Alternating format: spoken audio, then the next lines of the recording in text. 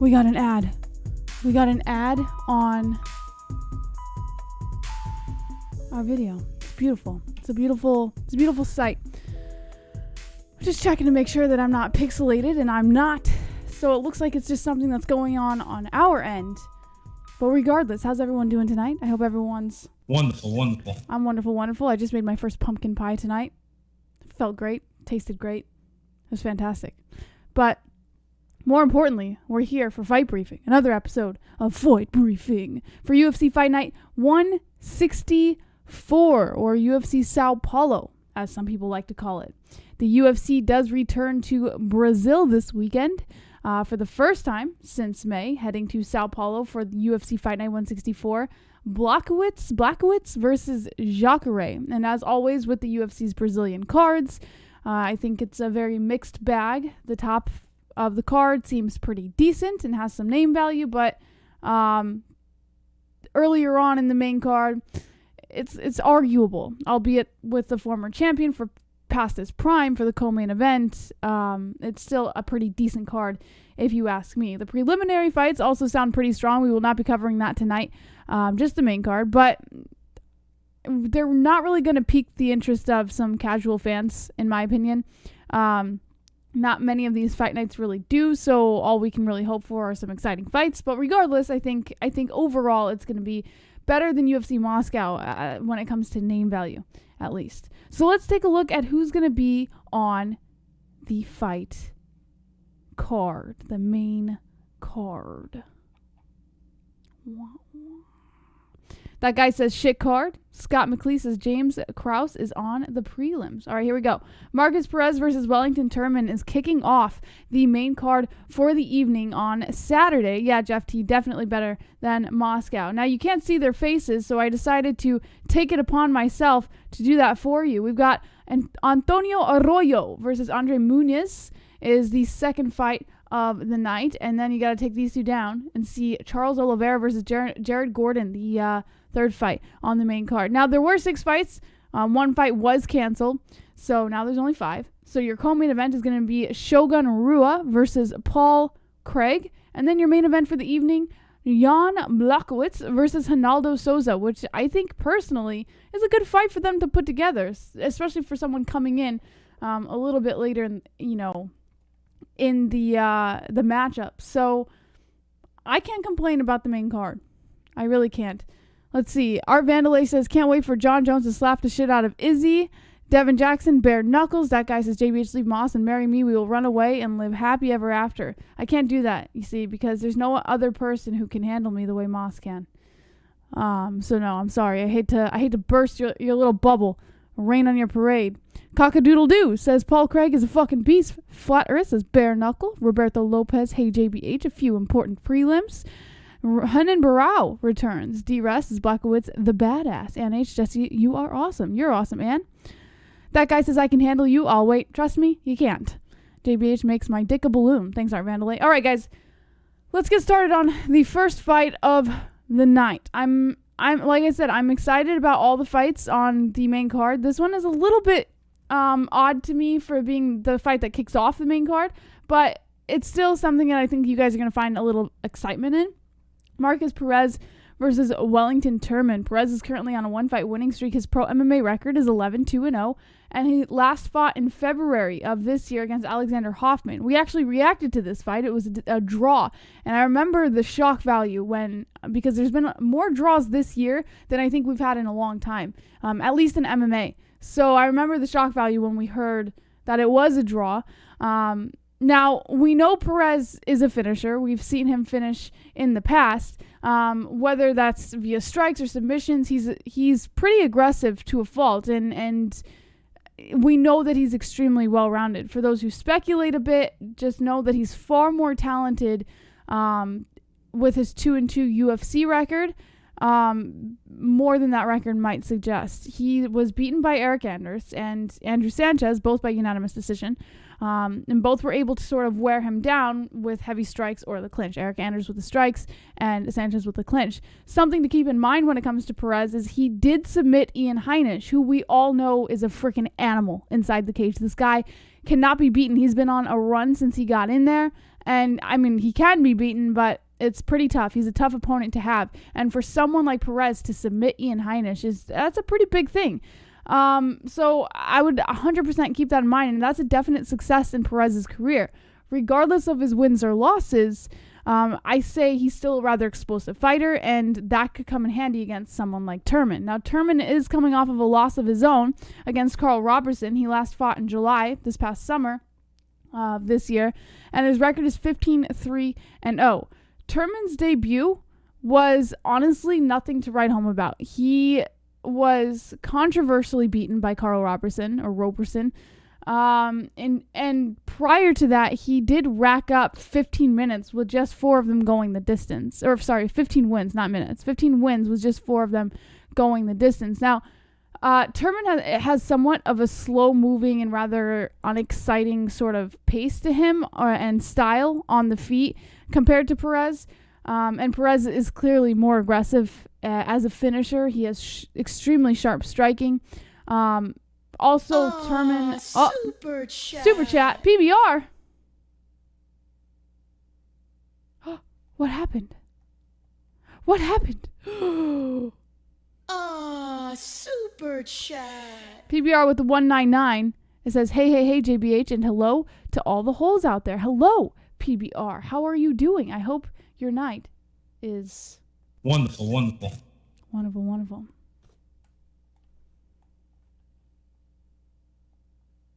All right. Turman relies largely on takedowns. If we're going to go into his fighting style, he relies on the takedowns from the clinch. He likes to put a lot of pressure on his opponents, and he sort of muscles his opponents down. And from there, he seems to be a pretty big fan of taking their backs for a submission. And I think that this could come in handy against an explosive fighter like Perez, because Perez is, of course, going to want to stay on the feet. But what we can't forget is Perez is very well-rounded, so Turman's still going to have to be extremely careful. Bottom line for this fight, guys, I think... Could Turman formulate a game plan and sort of stifle Perez in the clinch for a decision? I'm not really convinced he can. I just feel that Perez is slightly the better athlete here. And it seems to me like he also has that slightly more skilled background in all areas. And I think I'm going to take him to win this one, probably by decision. I don't think there's going to be a finish here, although... To see him finish Turman late in the fight would probably... It could happen, I feel. Using that? No, you need it? That was so creepy. Have you guys ever seen something in like, the corner of your eye? And, like, you know someone's there, and then you look and nobody's there? Only this time, someone was there. He's just standing there like a ghost in a scary movie. It was creepy. It scared the shit out of me. All right. Everyone say hi to Moss. He's coming to grab a computer, I guess. Bro Jason Knight the Savage says, Chucky, let me know who you guys have in the fight. Do you have Turman or do you have Perez to win the first fight of the main card? All right, Brett Baratheon says Mossy. Mystic Flat Earth says, Chucky says they interviewed him on how to fight in the bathroom stall. I did see that, Chucky. Justin Jr. says Moss. Roberto Hernandez says Mystic. Mark Jackson Moss at Federline. Clown Vigo says best part of the show just happened, bro. Post Resurrected. What's in the box on the couch? Oh, good question. So we have some packages. We have 4 packages back there. One is from our good friend Timeless. Another one is from a company called Mystic Roots. And then we've got 2 of them. One is from Texas, so I'm assuming it's from U-Pulse. And the other one is from Flat Earth Deacon. And we could theoretically open it up tonight if we wanted to bring Moss in here. Or we'll just make you guys wait until tomorrow and open them during Food Call Friday, which is probably going to happen because we've got 2 hours to kill tomorrow. And not very much time to kill tonight, so let's get on to the next fight. Antonio Arroyo versus Andre Munez is the second fight of the main card. Arroyo on a 5-fight winning streak. His pro MMA record is 9-2-0. His last fight was July of this year on the Contender Series. We actually reacted to this one as well. Steven Regman was his opponent on the Contender Series, and he did win by an arm triangle choke in the second round. Now, I'm really not sure how this fight made it to the main card, to be quite honest. These two middleweights are products of Dana White's Contender Series, including Munez. Munez did step in on a relatively late notice for this fight as well to replace Kevin Holland, who became injured prior to this fight. So it was supposed to be Arroyo versus Holland. So it is a little interesting to me as a main card fight, but I'm not going to complain. 4 of Arroyo's last 5 wins have been by finish. This guy's extremely well-rounded, something to keep in mind, because you don't often find that, especially when it comes to fighters who are just coming into the game after the Contender Series. We've got a lot of good fighters that come in there, a lot of good finishers, but a fighter that is as well-rounded as Arroyo is, and to have the record to prove it is very interesting, and something that I think you should definitely keep an eye on. Now, I do worry a little bit about Arroyo's ground game, because although he does have some wins by submission, you know, he also has 2 losses on his record, and both were by submission. So we know he has a weak point, and if Munez can find it, then I think it's going to be over for Arroyo. Munez is on a 4-fight winning streak. His MMA record is 18-4-0, and he last fought in August, also on the Contender Series, as I just mentioned, and he won by rear naked choke. Now, the problem in trying to preview a fight like this is there's so little to go on. Neither man has really been a renowned prospect for years, and while there's footage of them available, you really can't read a lot into victories just yet. Now, 3 of Munez's last 4 wins were all by finish, and that's fantastic, but it seems he's more of a fan of being on the ground, and given that tally of submission on his record, it could be a little of a bit of a problem for Munez on the feet against someone like Arroyo. So bottom line for this fight, basically, from what I can tell, both men are willing strikers, Arroyo more than Munez, but their better work comes on the ground for both of them, where they are both BJJ artists. You know, like, it's just, I have a feeling this fight's going to go to the ground pretty quickly. Now, they clearly know how to finish a fight, but it's Munez who has far more experience, in my opinion. 18 wins, while Arroyo just has 11 wins overall. Putting 2 debut fighters like this is always a bit of a crapshoot, in my opinion. And I really believe it's nearly impossible to predict a fight like this and how they're really going to react to the UFC stage. Sure, they've had the pressure of fighting in front of Dana White already, but they've never had the pressure of being in the octagon yet. And that's what we're gonna witness them both having on Saturday night. So we also have to think that, given that they've never really fought any notable opponents in their career, you can't really read a lot into their previous outings, like I had just mentioned. And I think because of this, I'm going to take Munez based on his experience alone. But if I had to be completely honest, I really have no fucking clue how this fight's going to turn out. So I'm going to go Munez on this one. I think we might see a decision, perhaps a submission. But yeah, I don't fucking know. Who do you guys have in the chat? Let me know. Do you have Antonio Arroyo or Andre Munez? Let me know in the chat. All right, Real Gamer says experience is the X factor. That dude says, well said. Justin Jr., I have a man bun losing because he looks gay. All right. HJBH in the holes. Travis Shad says, come together like butt cheeks. Jonathan Wilberding, that guy looks like a young Nick Diaz. Effison eBay says, who or what do you think about Luke Rockhold KO? What do you mean, what do I think? I think all KOs are fantastic. Birdman says, I made my first Blumpkin pie tonight. We're kindred spirits. Man bun wins. All right. His first Blumpkin pie occurred tonight. All right. Thank you for that. Thank you for informing me on your first Blumpkin pie. All right, here we go. Got to move the fighters around. I forgot to move it on the last one. Higher elevation fighter will win. Boss Coker says, I know who's going to win. I'm just not going to tell you. All right. Well, feel free to let me know anytime. That would be fantastic. All right. Here we go. Charles Oliveira versus Jared Gordon. How many of you guys are excited for this fight? Drop the ones in the chat. I'm pretty excited for this one. Like I said, the top of the main card has pretty decent name value on it, and I gotta admit, like, it interests me. Like, there's some fighters who are perhaps, sort of out of it at this point, including Rua, but I like it. I like the way that they matched up these fights, especially towards the end. The last 3 fights in the main card are pretty awesome to me, so I can't complain. Effison eBay can't complain. Scott McLeod can't complain. Jonathan Wilberding says, easy pick here. Well, we will see. Charles Easy says, The Dark Project and H says, Jesse, I uploaded 2 videos I made tonight on my YouTube channel. Awesome. D-Rest and H. Glenn Allen. All right, guys, let's talk about it because you guys seem to be interested in this fight just as much as I am. Charles Oliveira versus Jared Gordon is the 3rd fight on the main card for UFC Sao Paulo. Now, I am a fan of Oliveira, but I'm also a fan of Gordon. So I think that's why this fight interests me a little more. Oliveira's on a 5-fight winning streak right now. His last fight was against Nick Lentz in May of last year.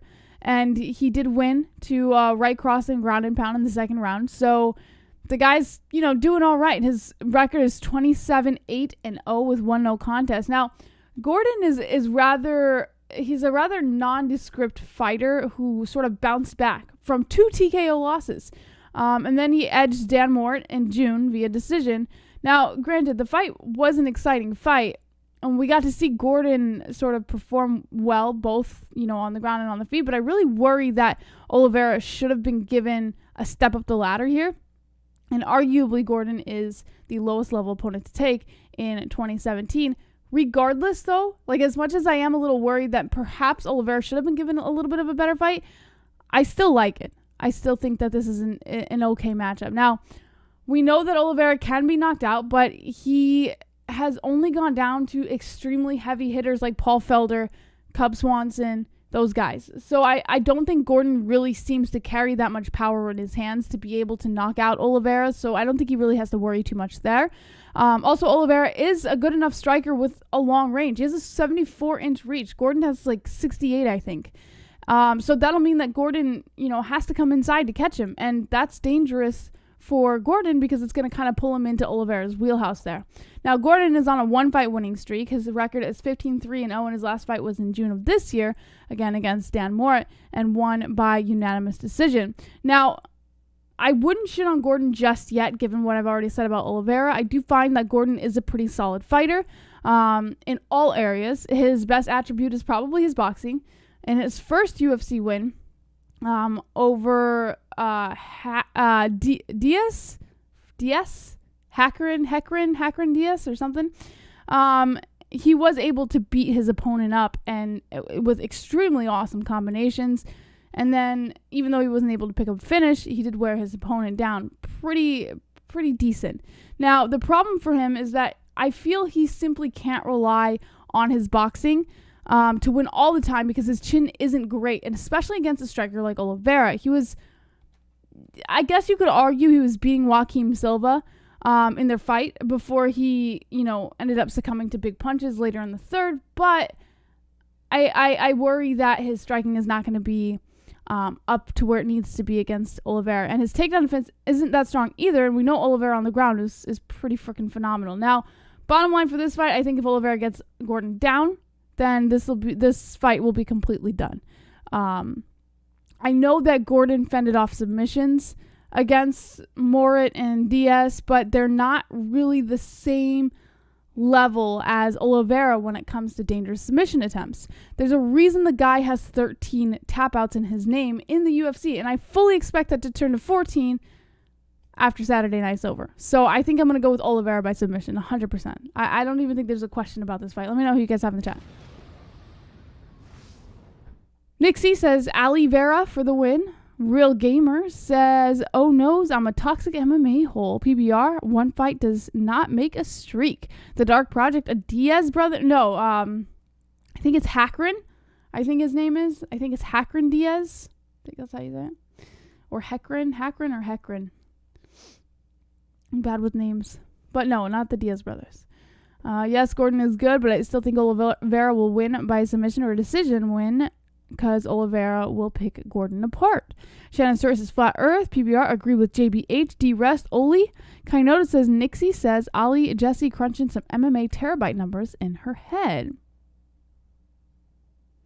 I learn a lot very quickly. Photographic memory. All right, guys. The next fight, the co-main event of the evening, Mauricio Shogun Rua versus Paul Craig. I love this fight. Drop the ones in the chat right now if you love this fight. I love this fight. Now, in 2018, we did get to see Shogun get knocked out by Anthony Smith, which was a great win for Anthony Smith. And, he did return back in December. He defeated Tyson Pedro by TKO. He was arguably one of Shogun's sloppiest fights. And both fighters seem to begin to gas out pretty quickly in that fight. So you could say Shogun is deteriorating a little bit, but I don't sleep on him just yet.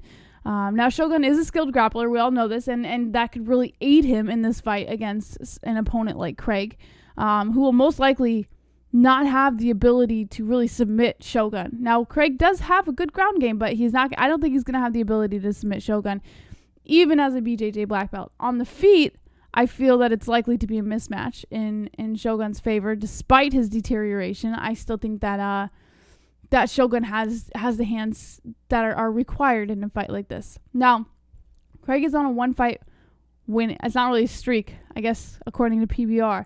Just coming off of a win against Vinicius Moreira. And it was a win by punches. It was in the third round, so he did finish the fight, and he's 12-4-0.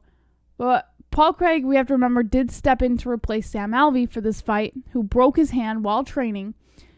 I like Craig a lot. I really do, because I feel that he's simply, even though he's not the best athlete out there, and I feel that he's gotten to the level that he has due to hard work, due to a lot of practice, and I think that's why I like him. I like the dedication in the guy. It's not that he isn't skilled. He's incredibly skilled. But realistically, he's not the best striker, and his grappling tends to really consist of him hunting for submissions from the back. And I worry that he's not going to be able to do that here against Shogun. He's not terrible from the clinch, to be fair, but against some more explosive, 205 pounders, he's always going to struggle, in my opinion. Now, bottom line for this fight, I think Craig might have some success early on by clinching with Shogun. I just can't see him being able to really put enough meaningful offense together to really harm Rua. And I honestly don't think that his chin is really strong enough to sort of take the heat that Shogun's going to throw at him. So I feel, if nothing else, Shogun's power and his, finishing instincts sort of remain intact. And I'm going to go with Shogun by KO TKO here. Let me know who you guys have in the chat. Shogun Rua or Paul Craig. Romeo says it's time for Shogun to retire. How many of you guys think it's time for Shogun to retire? I feel, listen, if he can do it, let him, Why? I don't think it matters. I feel this fight is an easy matchup for Shogun. I feel the UFC put this together like this on purpose. So, let him have the fight. Let him have the fight and then retire, or have like another fight after this and then retire maybe. He's fine.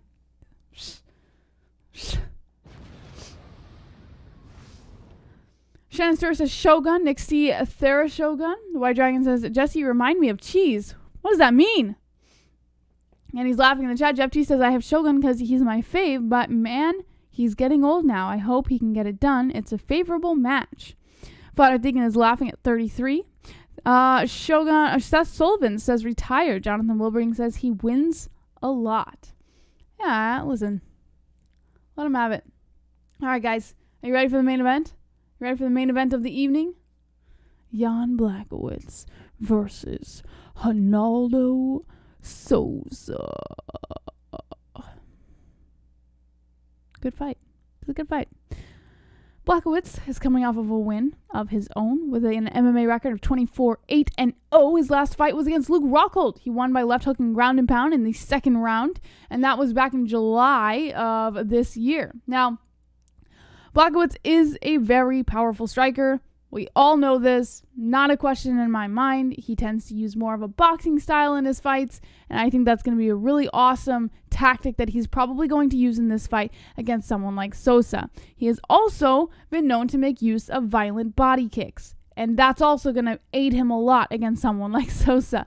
He used his body kicks to sort of stop Ilir Latifi back in 2014, for instance, but against the Jimmy Manawa and Rockhold, it was his hands that did the work, and it's just awesome to see the guy fight. In terms of weaknesses when it comes to Blachowicz, you can't really question his chin because, of course, Santos did KO him. He was one of the first, I think that was the first KO that he'd suffered in his career, and it's really rare to see Jan stunned or rocked or wobbled in his fights. Now, his ground game was once a major Achilles heel, but I feel that he's probably developed greatly and he has since improved. And he even tapped Nikita Krylov last year. So I'm not really worried about his ground game so much now. Against someone like Souza, I feel I should be a little worried, but let's talk about Souza. Souza's coming off of a loss. Now, he did fight back in April of this year against Jacare. It was a unanimous decision loss. And his record is 26-7-0 with 1 no contest. And now everyone knows exactly how Jacare operates at this point. He's been around in the UFC since 2013, and he doesn't really change his game too much. You know, like he does a few tweaks here and there, but no major changes. He's one of the very best grapplers on the planet. So we all know Jan's going to try and keep it on the feet. Jacare is going to try and take it to the ground. On the feet, I think he's extremely powerful as well, Souza. And his punches, he's a solid boxer. So Jan's not going to have it easy on the feet. Jacare is still going to put up a hell of a fight. But technically, he's not the greatest, as we saw Chris Weidman. He was able to take him down, or to take 2 rounds. And it was all jabs from Weidman with Jacare. And then he came back to, and Jacare, of course, came back to knock Weidman out. But, I mean, Jacare was getting pieced up there for the first 2 rounds. Now, for me, this fight is pretty simple. If Jacare can get Blachowicz down, like I had mentioned, then there's every chance that he can get him out there with a submission. So that's probably what's going to happen. And I know it's like the typical thing to say when you've got a striker versus a grappler. Oh, if this person goes on the ground, he's going to win. If this person stays on the feet, he's going to win. But that's how it's going to be. And I don't know any other way to put it for you. So bottom line for this fight, guys, I think the move to 205 pounds may pay off for Jacare at some point in the future. As he does get older, the weight cut to 185 won't get easier. And he will come across, you know, potential opponents who he really matches up extremely well with stylistically. Unfortunately, this isn't one of them, in my opinion. And I think particularly over 5 rounds, I honestly expect Blachowicz to jab him continually. And, you know, Jacare is probably going to struggle to get inside the reach. And I think later on in the rounds, a heavy shot from Blachowicz is going to do the job. And I think it's really going to silence Sao Paulo that night. So I'm going to have to go with Blachowicz for the win on this one. Let me know who you guys have in the chat.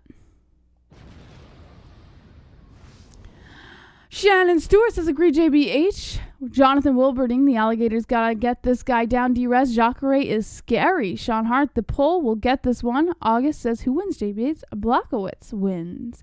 Birdman says, if you always bet on Blachowicz, you will only win half the time, like in roulette. Got Jacare. Flattertingen says, Jacare. Nixie says, Blachowicz by domination. Andre, hope Blachowicz KOs him. Jeff T, yeah, it's the typical striker versus grappler, so yes, that's how it will be. I'm honestly going to go with Jan too, though. He has underrated takedown defense too. Post Resurrected says Blachowicz lost to Corey Anderson and Pat Cummings overrated. Wonderful. Efson eBay says Jan murdered Rockhold. All right, guys. We have 50 likes, and I'm going to do the 50 like song here in a minute. But first, I noticed that I don't really give credit to all of the sources that I sort of do all my research on before, you know, all of these fight briefings. So I'm going to give a little shout out to my sources. I'm going to give a shout out to MMA Mania, Sportskeeda, Betting Shark, Forbes, BetDSI, and Tapology. Thank you to all of you guys who have helped me with my research for this fight briefing for UFC Sao Paulo and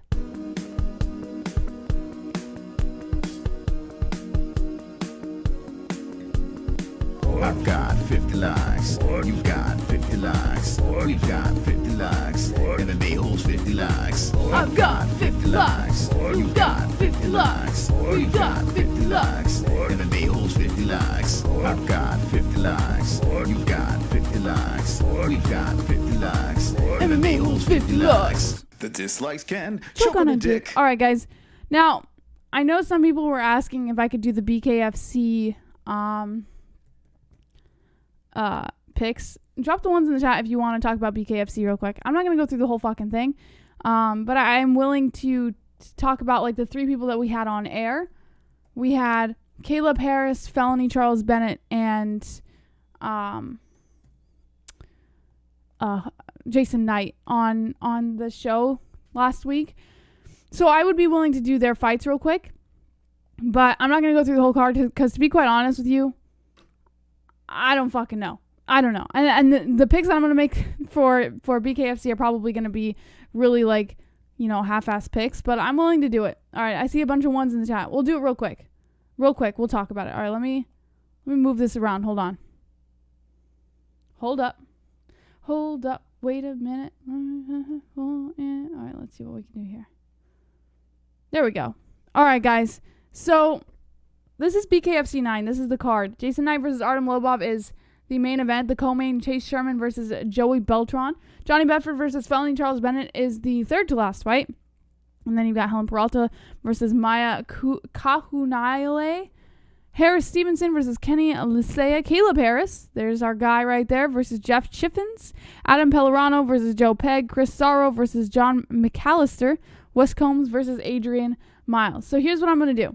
Without knowing probably jack shit about 60% of the fighters on this card, I'm just going to guess. I'm going to guess all the picks, and if you guys want to write them down and see if I win, or actually I'll go back and I'll write them down and see if I'm right. But I'm literally just going to I'm going to guess this. I have no fucking clue about fighting styles or anything, and we'll find out if Fight Briefing is even worth it. Jason Knight versus Artem Lobov, I'm going to go Jason Knight. Chase Sherman versus Joey Beltran, I'm going to go Beltran. Johnny Bedford versus Charles Bennett. I love Felony so much, but I might have to go Bedford on this one. But I'm rooting for Felony for sure. Helen Peralta versus Maya. I'm going to go Maya. Harris Stevenson versus Kenny Ligea. Stevenson. Caleb Harris versus Jeff Chiffins. I'm going to go Harris. Adam Pellerano versus Joe Pegg. I'm going to go Pellerano. Chris Sorrow versus John McAllister. I'm going to go McAllister. Wes Combs versus Adrian Miles. I'm going to go Wes Combs. Probably wrong on all of these. But we'll find out. All right, guys. I was waiting to see how well we did with donations tonight before I said anything because I kind of want a game tonight. But Moss told me, well, let's see how much money you make tonight.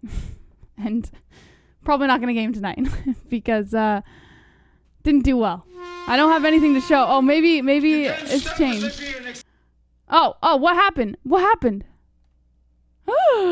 No. Here we go. You can't stop the Siberian Express. Choo-choo, motherfuckers. Pulse. Great briefing tonight. Thank you. I'm picking Knight to shear the so-called goat lobe of all his wool. A pound of marijuana is en route to THR Empire State. Stay whack. Oh, it's en route? All right. So, it hasn't arrived yet? Is that what you're saying? So this thing that's from Texas is not from you then. So who's it from? We have a random gift. All right. Well, we'll find out tomorrow. CPD. Oh shit, why does it always fucking do this? Can't stand it. I just can't stand it, guys. Drives me insane. Every time I switch the donation screen, this fucking happens. Well, it's not even replaying now. Well, it's from Roberto Hernandez, and it says hi. Hello, Roberto.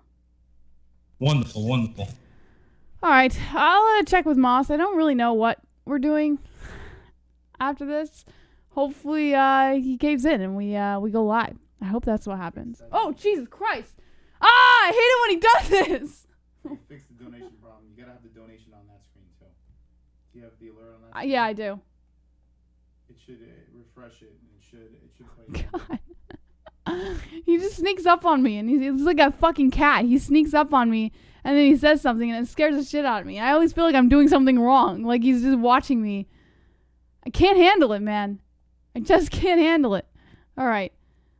I don't want to let you guys go. I want a game tonight. I want a game tonight so bad. All right. Maybe we will. Stay tuned. Second channel, link in the description below. And might go live right after this. So if you guys don't have anywhere to go, if you're bored tonight, if you have nothing to do and you want some people to talk to, hang out with us on the second channel, hopefully. Everyone put the praying hands in the chat and say, please, Moss. Please. Please, Moss. Please. Please. All right. Anyways, I guess I'll see you guys later. I love you guys. I don't you want to go. Second channel. Link in the description. Don't be an a-hole. Be an MMA-hole.